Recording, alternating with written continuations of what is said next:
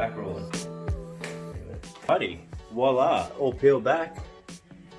But we've got ourselves a new problem.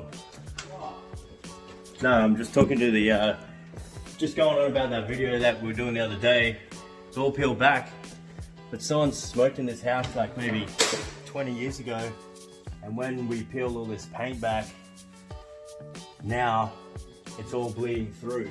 So we're getting some stain block and we're painting all the ceilings with stain block so you can see all of that.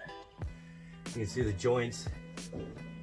And yeah, it's bleeding through here, everywhere, whole ceiling. So this is as bad as it gets. You get this paint peel.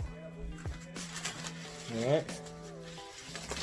You get the paint peel and then you fix that problem up. The whole ceiling we peel back, and that's the new problem. So we're stain blocking that, but we're gonna fix it. It's gonna come up beautiful.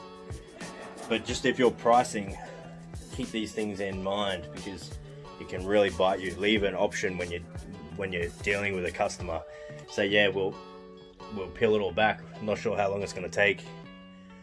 And then worst case scenario is what's occurred. So I'll switch the camera around and check it all out. We put a control joint in there.